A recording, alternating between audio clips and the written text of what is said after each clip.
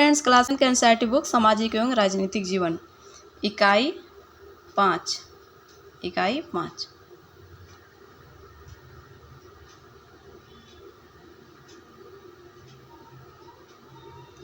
देखिए, शिक्षकों के लिए ये 2 अध्याय बाजारों से जुड़े जीवन और व्यवसाय के चक्रों से संबंधित है और इनमें से कई प्रक्रियाएं तो हमें देखने को मिल जाती हैं और उनका अवलोकन किया जा सकता है, किंतु कई अन्य गतिविधियां हमारे लिए अनजानी भी बनी रहती है। तो क्या ये 2 अध्याय है ये 2 अध्याय क्या है, बाजारों से जुड़े जीवन और व्यवसाय के चक्रों से संबंधित है और इनमें से कई प्रक्रियाएं जो प्रक्रियाएं हैं तो हमें देखने को मिल जाती है और उनका अवलोकन किया जा सकता है, किंतु अन्य गतिविधियां हमारे लिए अनजानी भी बनी रहती है। अध्याय 7 है हमारे आसपास के बाजार। इसमें हम एक स्तर पर बाजारों के अलग अलग स्थानों का अध्ययन करते हैं और एक साप्ताहिक बाजार, मोहल्ले की दुकानें, एक शॉपिंग कॉम्प्लेक्स इत्यादि एक अलग स्तर पर हम एक पेचीदा सवाल की जांच पड़ताल भी करते हैं कि इन बाज़ारों में माल कैसे पहुंचता है। इस सब्जी की थोक बाज़ार के एक विशेष अध्ययन के द्वारा हम समझने की कोशिश करते हैं कि बाज़ारों की जुड़ी हुई एक श्रृंखला कैसे काम करती है। तो जो बाज़ारों की जुड़ी हुई एक श्रृंखला है तो वो कैसे काम करती है, उसमें थोक बाज़ार की क्या भूमिका होती है। वैसे तो हम बाज़ार शब्द को बाजार के स्थानों का पर्याप्त मानते रहते हैं, पर असल में खरीदना और बेचना विभिन्न तरीकों से चलता रहता है। तो क्या है, जो बाजार शब्द है तो उसको बाजार के स्थानों का पर्याय मानते हैं, लेकिन जो असल में है ना वो खरीदना और बेचना विभिन्न तरीकों से चलता है, विभिन्न प्रकार से चलता है। और इस अध्याय में इस बात पर विचार किया गया है कैसे यह सब बाजार की एक व्यापक समझ बनाने के लिए महत्वपूर्ण है। तो जो बाजार है ना तो उसको व्यापक बनाने के लिए एक महत्वपूर्ण है। अध्याय 8 में यह देखने की कोशिश है कि बाजार किस तरह अलग अलग लोगों को अलग अलग अवसर उपलब्ध कराता है। तो एक कमेज की कहानी और उसकी प्रक्रिया में आने वाले बाजारों के उदाहरण से इस मुद्दे को प्रस्तुत किया गया है। और एक कमीज के उत्पादन और वितरण के प्रत्येक कदम को समझते हुए हम यह एहसास कर सकते हैं, तो क्या है, हम लोग यह एहसास कर पाते हैं कि इसमें होने वाले लेन देन की प्रक्रियाओं में कुछ लोग काफ़ी फायदे में रहते हैं तो कुछ को बहुत कम या ना के बराबर ही लाभ मिल पाता है। तो लोगों को मिलने वाले अवसर बहुत ही असमान हैं और उत्पादनकर्ता के लिए बेहतर आमदनी सुनिश्चित करने के भी तरीके हैं, जैसे सहकारी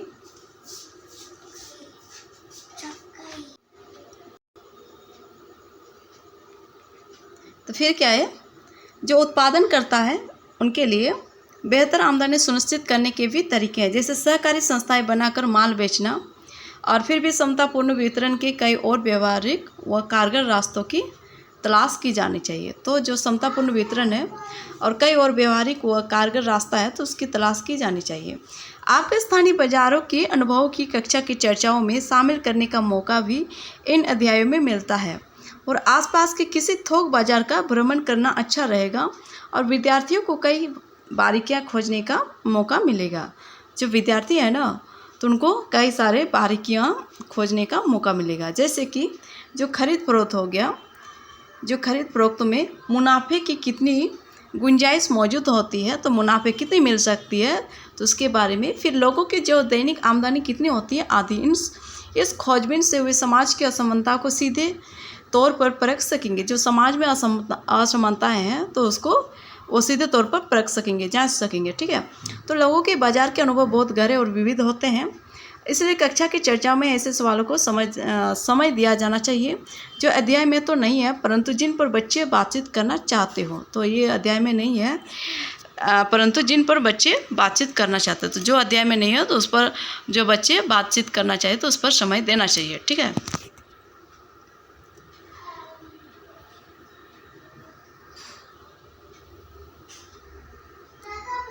देखिए फ्रेंड्स, यहाँ पर अलग अलग प्रकार के सामान है। स्क्रू ड्राइवर है, ये चप्पल है, ये सीडी है, ये घड़ा है और देखिए किस प्रकार से अलग अलग सामान, माउस है, कुर्सी है, केला है, ये गोल्डन क्या है, चाय, शार्पनर है। इस प्रकार से अलग अलग चीज़ है यहाँ पर रखा हुआ है, बाज़ार की बात है ये। तो हमारे आसपास के बाज़ार है, जो हमारे आसपास का बाज़ार है, तो उसके बारे में हम लोग देखेंगे। हम बाज़ार जाते हैं और बाज़ार से बहुत सी चीज़ें खरीदते हैं, जैसे सब्जियां, साबुन, दंतमंजन, मसाले, ब्रेड, बिस्किट, चावल, दाल, कपड़े, किताबें, काफ़ियाँ आदि। हम जो कुछ खरीदते हैं, यदि उन सब की सूची बनाई जाए तो वो काफ़ी लंबी होगी। और बाज़ार भी कई प्रकार के होते हैं जहाँ हम अपनी रोज़मर्रा की ज़रूरतों के लिए जाते हैं। जैसे हमारे पड़ोस की गुमटी, साप्ताहिक हाट, जैसे पड़ोस की गुमटी हो गई। बाज़ार की क्वालिटी की बात हो रही है, कई प्रकार की होती है, क्वालिटी नहीं, बाज़ार के प्रकार जो है तो उसके बारे में बात हो रही है। तो कैसे एक हमारी जो पड़ोस की गुमटी हो गया, जैसे साप्ताहिक हाट हो गया, बड़े बड़े शॉपिंग कॉम्प्लेक्स हो गया, शॉपिंग मॉल आदि हो गया। तो इस अध्याय में हम बाज़ार के इन्हीं प्रकार को समझने की कोशिश करेंगे और ये जानने की कोशिश करेंगे कि यहाँ बेची जाने वाली चीज़ें खरीदारों तक कैसे आती हैं और ये खरीदार कौन है, तो ये बेचने वाले कौन है, और इस सब की चीज़, इन सब के जो बीच कैसे और क्या समस्याएं सामने आती है, तो इन सब के बारे में हम लोग जानेंगे। तो ये अध्याय 7 का, और इस तरह से हम लोग हमारे आसपास के बाज़ार के बारे में देख रहे हैं। जो सब्जियां, साबुन है, जो बाज़ार के बहुत सारे, हमारे घर के जो बहुत सारे लिस्ट हैं, तो ये सब को अगर सोचेंगे तो लिस्ट बनाएंगे तो बहुत लंबी लिस्ट बन जाएगी। और इन सब कैसे आते हैं और कहाँ से बनते हैं और कैसे ग्राहक और दुकानदार के बीच क्या सामंजस्य है, तो इन सब के बारे में हम लोग देखेंगे, जानेंगे। ठीक है, देखिए अलग अलग चीज़ें हैं, मोबाइल है, कंगन है, मूर्ति है, कैलकुलेटर है, बहुत सारी चीज़ें। देखिए इस प्रकार से बाज़ार लगा हुआ है।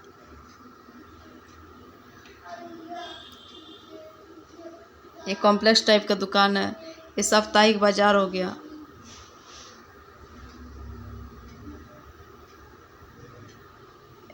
ये मॉल जैसा दुकान है।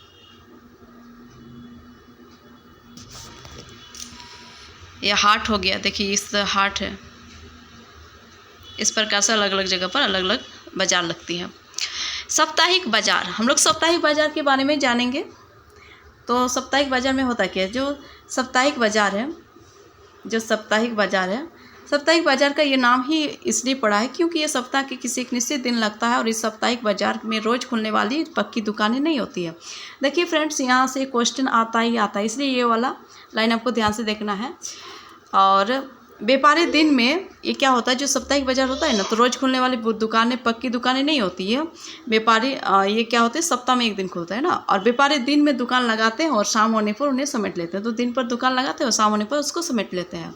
अगले दिन वे अपनी दुकानें किसी और जगह पर लगाते हैं। तो अगले दिन क्या होता है, किसी और जगह पर ये दुकानें लगाते हैं। और देश भर में हज़ारों बाज़ार लगाते हैं, हज़ारों बाज़ार लगते हैं। तो हमारे देश की बात करें तो हज़ारों बाज़ार लगते हैं और लोग इनमें क्या करते हैं, अपने रोज़मर्रा की ज़रूरतों की चीज़ें खरीदने आते हैं। तो लोग क्या करते हैं, अपने रोज़मर्रा की चीज़ है, जो वस्तु है, खरीदने के लिए आता है। देखिए साप्ताहिक बाज़ारों में बहुत सी चीज़ें सस्ते दामों पर मिल जाती है। जो साप्ताहिक बाज़ार होता है ना, तो बहुत सारी चीज़ ऐसे भी होती है जो सस्ते दामों पर मिल जाती है। और ऐसा इसलिए कि जो पक्की दुकानें होती है उन्हें अपनी दुकानों के कई तरह के खर्चे जोड़ने होते हैं। देखिए जो साप्ताहिक बाज़ार होता है उसमें कई प्रकार के सामानों को कम दाम पर ही मिल जाता है, कम दामों पर ही मिल सकता है। और जो डेली की दुकान होते हैं, जो पक्की दुकानें होती है, तो उन्हें अपनी दुकानों के कई तरह के खर्चे जोड़ने होते हैं। जो साप्ताहिक बाज़ार होते हैं उसका खर्चा कुछ कम रहता है, उन्हें बहुत सारे चीज़ों के पैसे नहीं जोड़ने पड़ते हैं। जैसे जो पक्की दुकान हो गया तो उसके कितने सारे पैसे जोड़ने पड़ते हैं। देखिए उन्हें दुकानों का किराया देना पड़ता है, जो पक्की दुकानें हैं, फिर बिजली का बिल भी देना पड़ता है, फिर सरकारी शुल्क भी देना पड़ता है, और आदि। ठीक है, इस प्रकार से उन्हें अलग अलग टाइप से पैसा चुकाना पड़ता है। और इन दुकानों पर काम करने वाले कर्मचारियों की तनख्वाह भी इन्हीं खर्चों में जोड़नी होती है। जो साप्ताहिक बाज़ारों में बेची जाने वाली चीज़ों को दुकानदार अपने घरों में ही जमा करके रखते हैं। तो जो साप्ताहिक बाज़ार होता है ना, तो वो अपने सामान चीज़ों को क्या करते हैं, अपने घरों में ही जमा कर रखते हैं। और इन दुकानदारों के घर के लोग अक्सर इनकी सहायता करते हैं। तो इन दुकानदारों के जो घर के लोग होते हैं तो अक्सर उनकी सहायता करते हैं, जिससे इन्हें अलग से कर्मचारी नहीं रखनी पड़ती है। तो साप्ताहिक बाज़ार के लोग क्या करते हैं, उनके घर के लोग ही उनका सहायता करते हैं और उनको कर्मचारी की पैसा अलग से नहीं देनी पड़ती है। और साप्ताहिक बाज़ार में एक ही तरह के सामानों के लिए कई दुकानें होती है, जिससे उनमें आपस में प्रतियोगिता भी होती है। जो साप्ताहिक बाज़ार है वो एक ही तरह के सामानों के लिए जो दुकान होती है वो कई दुकानें होती है और जिसमें आपस में प्रतियोगिता भी ज़्यादा होती है। हाँ,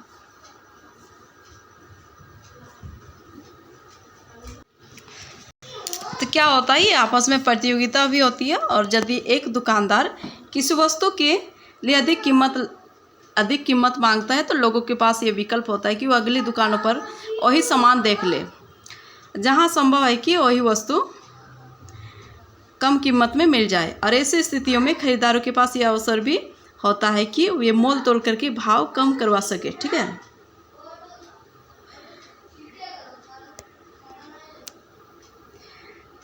देखिए यहाँ पर समीर साप्ताहिक बाजार का एक छोटा व्यापारी है और वह शहर के एक बड़े व्यवसायी से कपड़े खरीदता है और सप्ताह भर में 6 अलग अलग जगहों के साप्ताहिक बाजार में कपड़ों को बेचता है। और समीर और दूसरे कपड़ा व्यापारी इकट्ठे आते जाते हैं। इसके लिए वे किराए की मिनी वैन ले जाते हैं। तो उसके लिए क्या करते हैं, वे किराए की मिनी वैन ले लेते हैं और उसके ग्राहक क्या करते हैं, सामान्यतः आसपास के ग्रामीण होते हैं और दीपावली, पोंगल या ऐसे ही त्योहारों के मौके पर वो अच्छा व्यवसाय कर लेते हैं। ठीक है, तो समीर एक साप्ताहिक बाजार का एक छोटा व्यापारी है और क्या करते हैं, बड़े व्यापारी से कपड़े खरीदते हैं, व्यवसायी से कपड़े खरीदते हैं और सप्ताह में 6 अलग अलग जगहों के साप्ताहिक बाज़ारों में वो क्या करते हैं, कपड़ों को बेचता है। और समीर और जो दूसरे कपड़ा व्यापारी हैं वो इकट्ठे होकर आते जाते हैं। मतलब एक दोनों और लोग जो हैं और व्यापारी हैं तो उनके साथ इकट्ठा होकर आते जाते हैं।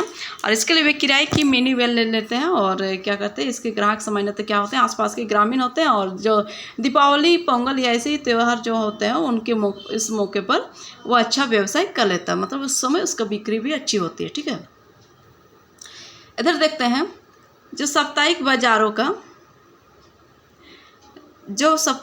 का एक फ़ायदा यह भी होता है कि ज़रूरत का सभी सामान एक ही जगह पर मिल जाता है। तो ज़रूरत का एक ही सामान सभी एक ही जगह पर मिल जाता है ना। और बात करेंगे जो सब्जियां हो गया, कपड़े हो गया, फिर आपका किराना सामान हो गया, किराना सामान से लेकर बर्तन तक सभी चीज़ें क्या होता है,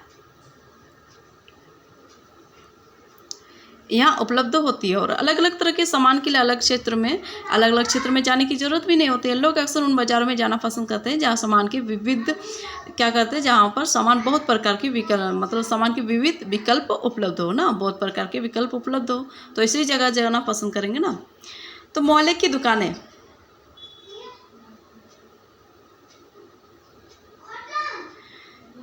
दुकानें, अब देखते हैं मोहल्ले की दुकानें।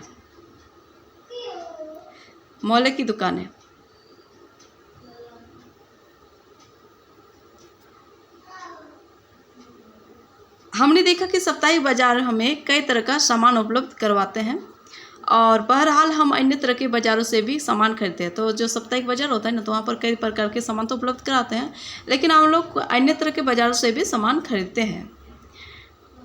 देखिए, सुजाता और कविता एक दिन अपने मोहल्ले की दुकान से किराने का कोई सामान खरीदने पहुंची। वे इस दुकान पर अक्सर खरीदारी के लिए आती है। आज यहाँ भीड़ थी। दुकान मालकिन 2 सहायकों की मदद से दुकान का काम संभाल रही थी। जब सुजाता और कविता दुकान के अंदर पहुंची तो सुजाता ने दुकान मालकिन को ज़रूरत के सामान की सूची बोलकर, जो ज़रूरत की सामान है तो उसकी सूची बोलकर लिखवा दी और इनकी सूची के अनुसार जो सूची बना उसके अनुसार सामान तोलने और पैक करवाने के लिए अपने कर्मचारी को निर्देश देने लगी। और इस बीच कविता चारों तरफ नज़र दौड़ा रही थी। इसी बीच वह चारों तरफ दुकान को देख रही थी। ठीक है, और बाएं हाथ की सबसे ऊपरी शेल्फ पर अलग अलग ब्रांड की साबुन की टिकियाँ रखी थी और दूसरी शेल्फ पर दंतमंजन, टेल्कम पाउडर और शैम्पू, बाल के तेल आदि रखे थे। अलग अलग ब्रांड के थे और अलग अलग रंगों में सजे सामान मन लुभा रहे थे। जो फर्श है ना, उस पर कुछ बोरे पड़े हुए थे। सारा सामान तोलने और बांधने में करीब 20 मिनट लग गए। फिर सुजाता ने अपनी नोटबुक सामने कर दी और दुकान मालकिन ने नोटबुक में 3000 की संख्या दर्ज की और वापस कर दी। उसने अपने बड़े से रजिस्टर में भी यह संख्या लिख कर रख ली। अब सुजाता अपने भारी थैले लेकर बाहर निकली। ठीक है, अगले महीने के पहले हफ्ते में उसके घर से दुकान का हिसाब चुका दिया जाएगा। तो जो अगला महीना है तो पहले हफ्ते में तो उसके घर से जो दुकान का हिसाब है तो उसको चुका दिया जाएगा। ऐसी बहुत सी दुकानें हमारे मोहल्ले में भी होती है, जो हमें कई तरह की सेवाएं और सामान उपलब्ध करवाती है। और हम पास की डेयरी से दूध, किराना व्यापारी से तेल, मसाले व अन्य खाद्य पदार्थ तथा स्टेशनरी के व्यापारी से कागज, कलम या फिर दवाइयों की दुकान से, जो दवाइयों की दुकान है ना, तो उससे दवाई भी खरीद सकते हैं। इस तरह की दुकानें अक्सर पक्की और स्थायी होती है, जो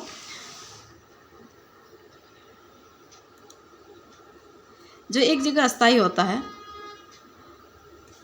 और उसमें क्या डेयरी होता है, डेयरी का दूध हो गया, जैसे किराना व्यापारी हो गया, तेल, मसाले व अन्य खाद्य पदार्थ तथा स्टेशनरी जैसे दुकान हो गया, तो ऐसे व्यापारी से कागज, कलम या फिर दवाइयों की दुकान से भी दवाई भी खरीद सकते हैं। तो इस तरह की दुकानें क्या होती है, अक्सर पक्की और अस्थायी होती है। जबकि जो सड़क किनारे हैं, वो फुटपाथ पर सब्जियों के कुछ छोटे दुकानदार, फल विक्रेता और कुछ गाड़ी मैकेनिक आदि भी दिखाई देते हैं। जो सड़क किनारे हों तो वहाँ पर फुटपाथ पर सब्जियों के कुछ छोटे दुकानदार होते हैं और फल विक्रेता भी होते हैं और कुछ गाड़ी मैकेनिक आदि भी दिखाई देते हैं। तो ये सब छोटे दुकान होते हैं।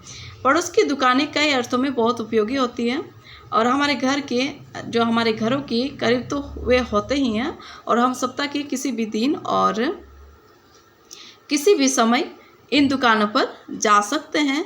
और सामान्यतः क्या होता है, दुकानदार और खरीदार एक दूसरे से परिचित भी हो सकते हैं, तो एक दूसरे से परिचित भी होते हैं। और दुकानदार क्या होते हैं, ग्राहकों के लिए उधार भी देने को तैयार होता है। जो दुकानदार है ना, ग्राहक को उधार भी देने के लिए तैयार होता है।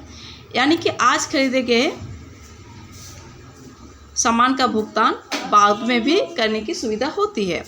जैसा कि सुजाता के उदाहरण में हमने देखा कि आपने ध्यान दिया होगा कि हमारे पड़ोस में भी कई तरह के दुकानदार होते हैं और कुछ तो पक्की दुकानों वाले भी होते हैं और कुछ सड़क किनारे दुकानें सजाकर सामान बेचते हैं।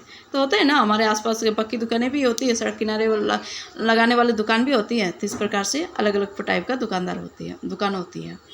देखिए, अंजल मॉल एक 5 मंजिला शॉपिंग कम्प्लेक्स है और कविता और सुजेता इसमें लिफ्ट से ऊपर जाने और नीचे जाने का आनंद ले रही थी। और ये कांच की बनी लगती थी और इसमें से बाहर का नज़ारा देखते हुए ऊपर नीचे जा रही थी, ठीक है। और उन्हें यह आइसक्रीम, बर्गर, पिज्ज़ा आदि खाने की चीज़ें, घरेलू उपयोग का सामान, चमड़े की जूते, किताबें आदि तरह तरह की दुकानों को देखना चमत्कृत कर रहा था, ठीक है। और मॉल के तीसरे तल पर घूमते हुए वे दोनों एक ब्रांडेड रेडीमेड कपड़ों की दुकान में पहुंच गई और सुरक्षा कर्मचारी ने उन्हें कुछ इस तरह देखा कि वो उन्हें रोक देना चाहता हो, परंतु उसने कुछ कहा नहीं। उन्होंने कुछ कपड़े और उन पर लगी कीमत की पर्चियाँ देखी। एक भी कपड़ा 3000 से कम का नहीं था। यह कीमत साप्ताहिक बाजार के कपड़ों की तुलना में लगभग 5 गुना अधिक थी। और सुजाता कविता से फुसफुसाते हुए बोली कि मैं तुम्हें एक दूसरी दुकान पर ले चलूँगी जहाँ अच्छी किस्म का कपड़ा ज़्यादा ठीक दामों पर मिल जाएगा।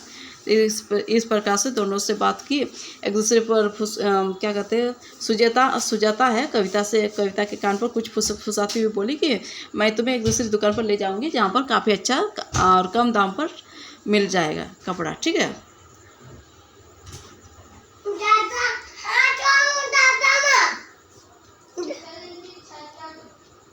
अब देखेंगे शॉपिंग कॉम्प्लेक्स और मॉल। इस प्रकार अभी हमने 2 प्रकार के बाजार, ठीक है, तो शॉपिंग कॉम्प्लेक्स और मॉल, इस प्रकार अभी हमने 2 प्रकार के बाजार देखे। पहला साप्ताहिक बाजार, दूसरा पड़ोस की दुकानों का बाजार। और शहरों में कुछ अन्य प्रकार के बाजार भी होते हैं जहां एक साथ कई तरह की दुकानें होती है और इन्हें लोग शॉपिंग कॉम्प्लेक्स के नाम से भी जानते हैं। और अब तो कुछ शहरी इलाकों में आपको बहुमंजिला वातानुकूलित दुकानें भी देखने को मिलेगी, जिनके अलग अलग मंजिलों पर अलग अलग तरह की क्या होती है, वस्तुएं मिलती है और इन्हें मॉल कहा जाता है। और इन सारी दुकानों में आपको बड़ी बड़ी कंपनियों का ब्रांडेड सामान भी मिलता है और कुछ बिना ब्रांड का सामान भी मिलता है। विज्ञापन वाले अध्याय में आपने पढ़ा था कि ब्रांडेड सामान जिसे कंपनियां बड़े बड़े विज्ञापन देकर, तो फिर क्या होता है, ब्रांडेड सामान जिसे कंपनियां बड़े बड़े विज्ञापन देकर और क्वालिटी की दावे करके बेचती है, महंगा होता है। कंपनियां अपने ब्रांडेड उत्पादों को जो बड़े शहरी बाजारों और अपने विशेष शोरूमों में बेचने के लिए रखती है। तो क्या करती है, जो कंपनियां हैं वो अपने ब्रांडेड उत्पादों को क्या करते हैं, बड़े शहरी बाजारों और अपने विशेष शोरूमों में बेचने के लिए रखती है। अब बिना ब्रांड के उत्पादों की तुलना में इस ब्रांडेड सामान की कीमत का बोझ केवल कुछ लोग ही उठा पाते हैं। तो जो ब्रांडेड चीज़ है ना, तो उसको सभी लोग उपयोग नहीं कर सकते हैं, उसको सभी लोग खरीद नहीं सकते हैं। लेकिन जो बिना ब्रांडेड है तो उसको प्राय सभी लोग ही खरीद लेते हैं। अब देखेंगे बाजारों की श्रृंखला। बाजारों की श्रृंखला पहले हिस्से में आपने विभिन्न तरह के, तो क्या है, पहले हिस्से में आपने विभिन्न तरह के बाज़ारों के बारे में पढ़ा, और जहां हम सामान खरीदने जाते हैं, क्या आप सोच सकते हैं कि ये सभी दुकानदार अपनी दुकानों के लिए सामान कहाँ से लेकर आते हैं? तो सामानों का उत्पादन कारखानों, खेतों और घरों में होता है। लेकिन हम कारखानों और खेतों से सीधे सामान नहीं खरीदते हैं। तो सामानों का जो उत्पादन होता है ना, तो कभी किसी कारखाना में होता है, तो किसी खेत में होता है, तो किसी घर में होता है। लेकिन जो हम कारखाना और खेत है ना, तो उससे सीधे सामान नहीं करते हैं। चीज़ों का उत्पादन करने वाले भी हमें कम मात्रा में, जैसे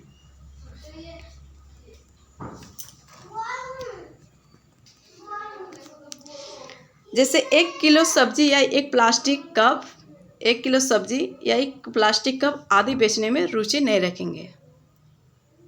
जो चीज़ों का उत्पादन करने वाले होते हैं ना, तो वो क्या करेंगे, एक कम मात्रा में, या जैसे कि 1 किलो सब्जी की बात करें या एक प्लास्टिक की बात करें, तो वो बेचने में रुचि नहीं रखेंगे। जो ज़्यादा सामान उत्पादन करते हैं, तो उसे क्या 1 किलो फल या 1 किलो सब्जी बेचने में उसे अच्छा लगेगा? नहीं ना लगेगा, उसको टाइम भी ज़्यादा लग जाएगा। इसलिए अलग अलग लोग होते हैं, अलग अलग व्यापारी होते हैं, सबके लिए, सब सामानों के लिए अलग अलग लोग होते हैं। तो वे लोग जो वस्तु के उत्पादन और वस्तु के उपभोक्ता के बीच में होते हैं, तो वे लोग क्या होते हैं, जो वस्तु के उत्पादक हो गया, तो एक चीज़ उत्पादक हो गया, दूसरा वस्तु के उपभोक्ता, फिर वस्तु का उपभोक्ता हो गया, और इसके बीच में क्या होता है, व्यापारी। एक उत्पादन किया, फिर एक उपभोक्ता हो गया, तो इसका जो बीच का हो गया वो क्या हो गया, व्यापारी। ठीक है।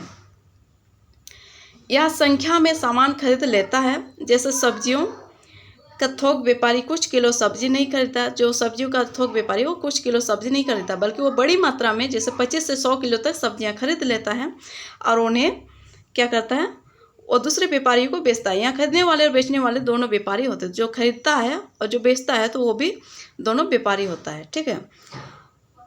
व्यापारियों की लंबी श्रृंखला का अंतिम व्यापारी जो अंततः वस्तु एक उपभोक्ता को बेचता है। तो एक तो खरीदा, एकदम गोदाम से सामान खरीदा, खेत से सामान खरीदा, फिर दूसरे व्यापारी को बेचा, फिर वह व्यापारी अलग अलग जगह पर बेचता है। तो इस प्रकार से जो अंतिम व्यापारी होता है, तो वो अंततः वस्तुएं उपभोक्ता को बेचता है। जो अंतिम व्यापारी हो गया, तो वो अंततः क्या करता है, जो उपभोग करेगा तो उसी को बेचता है। खुदरा या फुटकर व्यापारी कहलाते हैं। तो उसको क्या कहेंगे, खुदरा या फुटकर व्यापारी। ठीक है। तो ये क्या हो गया, जो अंतिम व्यापारी हो गया, तो उसको क्या कहेंगे, खुदरा या फुटकर व्यापारी कहलाता है। यानी जो उपभोक्ता है, तो वो डायरेक्ट नहीं, मतलब किसी खुदरा या फुटकर व्यापारी से जो सामान खरीदता है, तो उसको क्या कहेंगे, अंतिम व्यापारी। और अंतिम व्यापारी उसे कहेंगे जो खुदरा या फुटकर व्यापारी होता है। ठीक है। और यह वही दुकानदार होता है जो आपको पड़ोस की दुकानों, जैसे बात करेंगे पड़ोस की दुकानें या साप्ताहिक बाजार या फिर शॉपिंग कॉम्प्लेक्स में जो सामान बेचता मिलता है, तो वही लोग होते हैं। ठीक है, वही व्यापारी होते हैं। देखिए फ्रेंड, ये दिल्ली के 10 थोक बाज़ारों में 4 ऊपर दिए गए नक्शे दिखाए गए। तो ये दिल्ली का 4 बाज़ार है। ठीक है, उसमें ऊपर में नक्शा दिया गया। क्या है, आज़ादपुर और दरियागंज और फिर केशवपुर, ओखला, इस प्रकार से 4 बाज़ार है। हम इसे यहाँ दिए गए उदाहरणों से समझेंगे कि हर समय में थोक बाजार का एक क्षेत्र होता है। यहाँ वस्तुएं पहले पहुँचती है और यहीं से वे अन्य व्यापारियों तक पहुँचती है।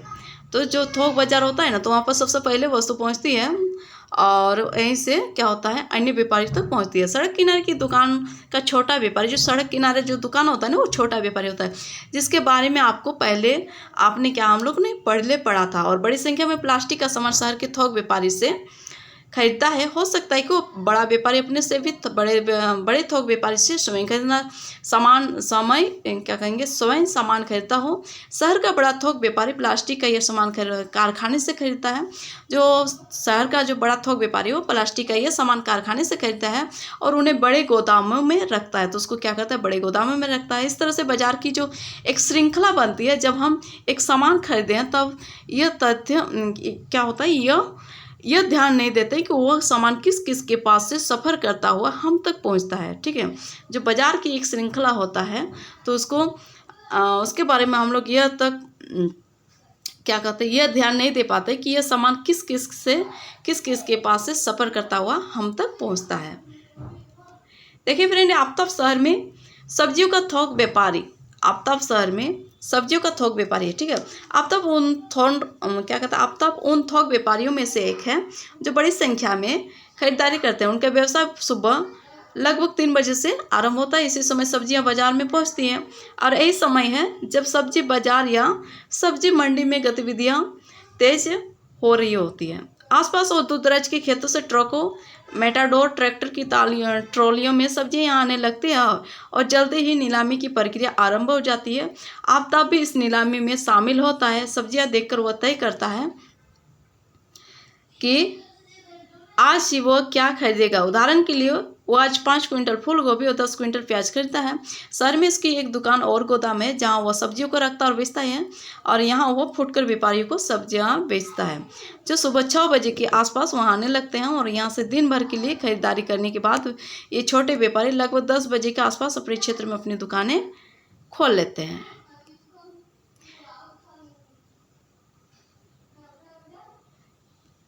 हर जगह बाजार, हमने देखा कि अलग अलग जगहों पर तरह तरह के बाजार हैं जहाँ तरह तरह की वस्तुएं खरीदी बेची जाती है। ये बाजार अपनी अपनी जगहों और समय पर अपनी तरह से काम करते हैं। कई बार तो यह भी आवश्यक नहीं होता है कि आप सामान खरीदने के लिए बाजार जाएं। अब तो तरह तरह के सामान के लिए फ़ोन या इंटरनेट पर भी ऑर्डर दे दिए जाते हैं और सामान आपके घर तक पहुँचा दिया जाता है। तो अभी हमें ऐसा भी समय आ गया तो हम घर बैठे बैठे ही आप अपना सामान को इंटरनेट या फ़ोन के द्वारा, इंटरनेट या ऑर्डर के द्वारा मंगवा सकते हैं। ठीक है, आपने देखा होगा कि नर्सिंग होम और डॉक्टर की क्लिनिक में भी कुछ कंपनियों के प्रतिनिधि अपना सामान बेचने का कार्य कर रहे होते हैं और इस तरह हम देखते हैं कि बेचना खरीदना कई तरीक़ों से चलता रहता है। यह जरूरी नहीं कि वह केवल बाज़ार की दुकानों से ही होता हो। ये तो बाज़ार के वे रूप हैं जो हमें सीधे तौर पर दिखाई देते हैं। ऐसे भी कुछ बाज़ार होते हैं जिनके बारे में हमारी जानकारी कम ही होती है क्योंकि यहाँ बिकने और खरीदने जाने वाली चीज़ें हम सीधे प्रयोग नहीं करते। जैसे एक किसान अपनी फसल की पैदावार बढ़ाने के लिए कुछ खाद और उर्वरक का इस्तेमाल करता है। ये उर्वरक वो शहर की कुछ खास दुकानों से खरीदता है जहाँ खाद के कारखानों से माल मंगाया जाता है। एक कार के कारखाने द्वारा जैसे इंजन, गियर्स, पेट्रोल टंकियाँ, एक्सल, पहिए आदि अलग अलग कारखानों से खरीदे जाते हैं। तो अलग अलग जगह से खरीदे जाते हैं ना, परंतु यह सब से बेचकर हम कार के शोरूम में अंतिम उत्पाद कार को ही देखते हैं। सभी चीज़ों के बनाने और बेचने की ऐसी ही कहानी होती है। ठीक है, तो इसी प्रकार से सभी चीज़ों को बेचने और बनाने की ऐसी ही कहानी होती है। देखिए, सारे क्षेत्रों में लोग क्या करते हैं, इंटरनेट के जरिए घर से बाहर कदम रखे बिना ही बाजार में प्रवेश कर लेते हैं और वो भी अपने क्रेडिट कार्ड से ऑनलाइन खरीदारी कर लेते हैं। बाजार और समानता, इस अध्याय में हमने आसपास के कुछ बाजारों पर नजर डाली और हमने साप्ताहिक बाजार से लेकर शॉपिंग कॉम्प्लेक्स तक की दुकानों और दुकानदारों को देखा और इन दोनों दुकानदारों में बड़ा अंतर है। एक छोटी पूंजी से व्यवसाय करने वाला दुकानदार जबकि दूसरा अपनी दुकान के लिए बड़ी पूंजी खर्च कर सकता है। इनकी आमदनी भी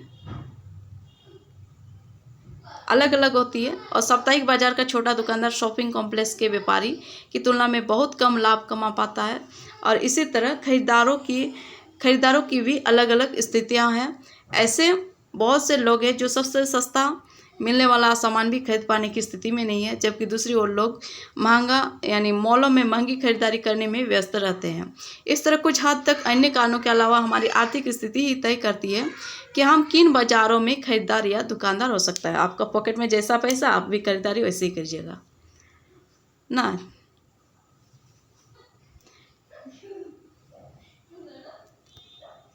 हमने सामान के उत्पादन से लेकर हम तक पहुंचने से बढ़ने वाली बाज़ारों की श्रृंखला को समझा और इस श्रृंखला से यह संभव होता है कि एक जगह उत्पादित, जो हम लोग को क्या पढ़े, हमने सामान के उत्पादन से लेकर हम तक जो पहुंचने से बनने वाली जो बाज़ारों की श्रृंखला है ना, तो उसको हम लोग ने यहाँ पर देखे।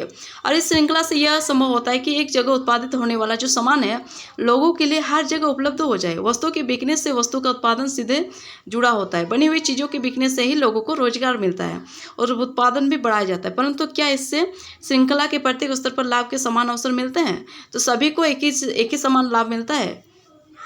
आगे कमिज की कहानी अध्याय 8 में पढ़ेंगे। हम सब इस सवाल को समझने का प्रयास करेंगे। क्या करेंगे? एक कमिज की कहानी अध्याय में पढ़ेंगे और हम इस सवाल को समझने का क्या करेंगे? प्रयास करेंगे।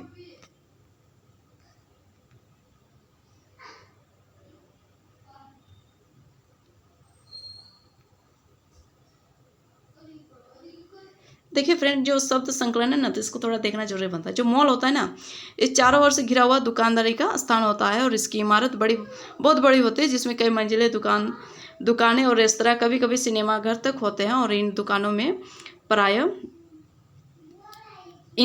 प्राय ब्रांडों वाले उत्पाद मिलते हैं। जैसे थोक, इसका असर बहुत बड़ी मात्रा में खरीदना और बेचना होता है। अधिकांश उत्पादों जिनमें सब्जी, फल और फूल आदि भी सम्मिलित है और वे अपने आसपास यानी अपने अपने विशेष थोक बाजार होते हैं। उसमें क्या होता है? अपने अपने विशेष थोक बाजार होते हैं।